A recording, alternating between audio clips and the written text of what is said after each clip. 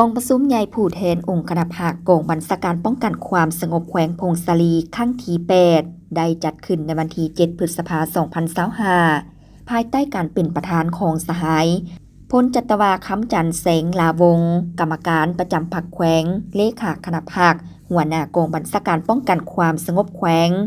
เป็นเกียรติเข้าร่วมของสหายคำผอยวรรณสารเลขาคณะบริหารงานพรรคแขวงเจ้าแขวงพงศาลีและสหายพลโทกงทองพงวิจิตรกรรมการศูนย์กลางภาคห้องรัฐมนตรีกระทรวงป้องกันความสงบมีคณะประจำพรรคแขวงคณะภาคคณะบัญชากองบัญชาการป้องกันความสงบแขวงผู้แทนสมบูรณ์และแขกถึกเชิญเข้าร่วมสหายพลจัตวาคำจันทร์แสงลาวงศ์ได้ผ่านห่างบทรายงานการเมืองต่อกองประชุมโดยได้ตีราคาผลการจัดตั้งปฏิบัติมาตีกองประชุมใหญ่ครั้งที่7ของคณะบริหารงานภาคกองบัญชาการป้องกันความสงบแขวงแต่ปี 2020 หาปี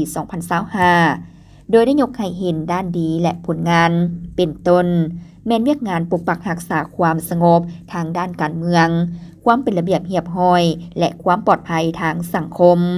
เวียกงานก่อสร้างภาคปรับปรุงภาคพนักงานในกำลังป้องกันความสงบเวียกงานพลาธิการและปรับปรุงแก้ไขชีวิตการเป็นอยู่ของนายและพลตำรวจเวียกงานเสนาธิการและพัวพันหัวมือกับต่างประเทศและเวียกงานอื่นๆจากนั้นผู้แทนกองประชุมก็ได้ผันเปลี่ยนกันขึ้นประกอบคำคิดคำเห็นใส่ห่างบทรายงานอย่างกุ่งไปกุ่งมาและภาวะวิสัย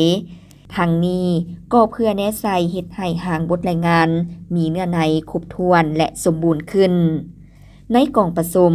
ยังได้ปอนบัตรคัดเลือกเอาคณะบริหารงานภาคกองบัญชาการป้องกันความสงบแขวงพงศาลีสมัยที่8ซึ่งประกอบมี13สหายในนี้เลือกเอา11สหายในนี้กองประชุมได้เห็นดีเลือกเอา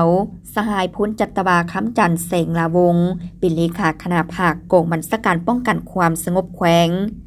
เลือกเอาสหายพันเอกยีนวรรณสุขบุตนวงศ์เป็นรองเลขา